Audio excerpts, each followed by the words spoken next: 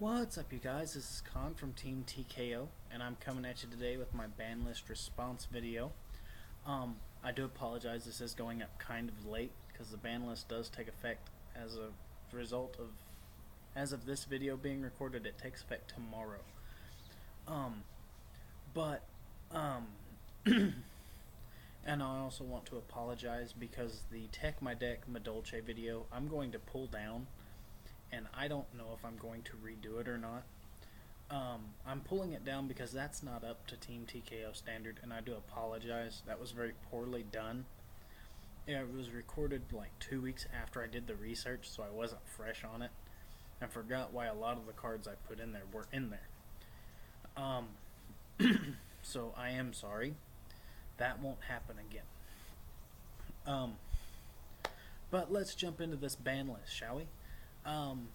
The only video I've seen is Trey's, and I'm going to go into more in depth than he did about each card. Also, the only reason I watched his is because I knew he was going to scroll through it on his computer. And my opinions are my own. Like I said, I haven't seen anybody else's video, and I'm not going to. Let's start off.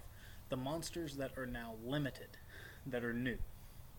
Glow Up Bulb came off the ban list. Infernity Archfiend was put on there. Regeki came off Forbidden. Soul Charge and Super Poly. Let's get into these. Glow Up Bulb first. That's a boost to Naturias, Sylvans, and some other decks. It's a tuner. It's going to help out plant decks more than anything else. Or decks that really just want to get the effect off one time. I see it more in Naturias than anything else. But it could work in Sylvans. That's really it. It's going to push Synchro plays for those decks, because Naturia is a big Synchro deck. Infernity Archfiend. They are really not liking Infernities right now. I guess people were running rampant with them. They hit Infernity Barrier and now Archfiend. You're slowing them down. It's not too much. It's one of their big searchers. I'd have to look over Infernities again to make sure that's not the only searcher. But I do know he's very intricate to the whole Infernity deck. Looks like I might have to pick up Infernities and try to figure something new with them. And then Soul Charge. Everybody knew that was going to happen. That card's way too broken to be at more than one for any deck. Super Poly. Yeah, it hurts Shaydolls. They can't fusion summon off of your field. But at the same time, they still run Shaydoll fusions. They don't need Super Poly to win. Like I said, you're just making sure that you keep field presence now with them only having one Super Polymerization. They don't need the Super Poly to win.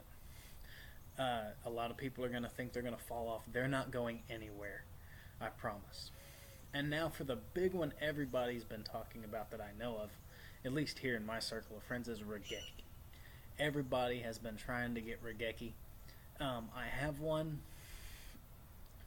I've actually never played with it, but it's been on the ban list for a really long time. I do not see this being a main deck card. This is a side deck card.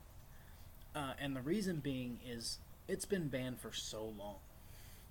We've gotten used to different ways to get around things. Regeki is really going to help you only against Shaydoll, Telenite, and Hats. Other than that, there's really no point to it. I see it as a side deck option. It's not going to be a main deck.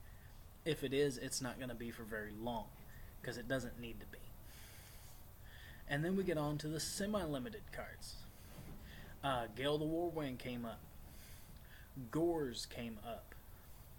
Ceasefire came up, and so did the Transmigration Prophecy. Now, of these, Gale the Whirlwind, like I said, they are pushing Synchro decks. They, I know Gravekeepers used to tech Gale. I never did, but it gave you a synchro option. Like I said, they're pushing synchros. Not to mention the obvious boost to Black Wings here. Okay, Ceasefire is going to help try to bring back Chainburn a little bit. Chainburn has kind of fallen off since everybody's been playing Royal Decree. I don't see it making a full swing comeback, but it can make one. You have to play more offensively now. There's a variant of it that I play with Dark Worlds in it, so that you can play offensively with the Dark Worlds and then also hit their life points with the Chainburn cards like Ceasefire, Just Desserts, all those. It's a whole lot more consistent when you do that. And I like that version of Chainburn. I don't like people that sit back on Stealth Birds and things and Lava Golems. I don't like that deck. I said I would never build it, and I didn't. I built a different version, and I like my version better. The Transmigration Prophecy, I like this in Shaydolls, and I also like it in Madolches. Shaydolls get back your Shadol Fusion. Madolches get back your ticket, your Chateau. Keep your graveyard empty. Okay, that's the point of Madolches. Keep it empty, and let's go. And now for the card of the format. That's Gore's. Guys, this is Gore's format, whether you like it or not. If he does nothing this format, when he's at 2, he will be the next Magician of Faith, or Tsukiyomi.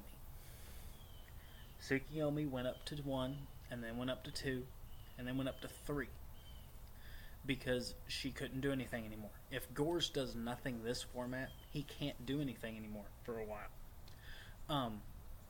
With Gore's at 2, though, Monarchs are might see an up and play, especially with the Mega Monarchs out. You might be able to get away with them a little easier. I have a variant of Monarchs that I'm thinking about profiling soon. Hopefully soon that will be done, so I can profile it for you. It's very different from the normal, because everybody knows the Frog Monarch build. I don't rely on frogs. Like I said, I'd like to build stuff out of the ordinary. Gore's is going to help out immensely with that deck. And now on to the no longer on the ban list cards. You have Coach Soldier Wolfbark, Magician of Faith, Formula Synchron, and Rhoda. Rhoda, it went up to 2 and nobody started playing Warriors. They're like, yeah, Rhoda's back, and then nobody picked him up. I think the same thing's going to happen until another Warrior deck comes out. Rhoda is going to stay at 3. There's not really any good Warrior decks except for Samurais, and you have to play the Exceed version. You can't play the Synchro version for it to be effective. You just don't have without Gateway, you can't run the Synchro option very well. Like I said, use the Mizuos, use the Shanaes, go the Exceed option. It's a whole lot faster, and it's easier. Formula Synchron at 3, big surprise. Once again, they are pushing Synchro decks. Be ready for a lot of Synchro decks to come out. So if they really want to push Synchro decks, Konami, unban Gateway for one format and see what happens. Unban Rescue Cat. Watch what happens. I'm doing both in the same format. I don't care. Next format. 2 Rescue Cat, 2 Gateway. And watch Samurais and X-Sabers Synchro over everything. Just watch it. Magician of Faith, irrelevant. Unless somebody comes up with something great, it's going to stay at 3. And Coach Soldier Wolfbark, they had to, because Altair is the exact same thing. And they aren't going to limit Altair right off the bat. So, Coach Soldier Wolfbark, welcome back. You're not going to be played at 3 in Fire Fist, though. They're going to play 1, maybe 2. And, I mean, unless you're playing Coach Soldiers, you're not going to play 3. And that's a different archetype altogether. It's a little weird to play. But anyway, guys, that is my ban list response. Please don't forget to rate, comment, and subscribe. If you have any emails for us, please remember to email them to us at yugiOteamTKO@gmail.com. And until next time, this is Khan signing off, saying beware the back row. We'll see you later.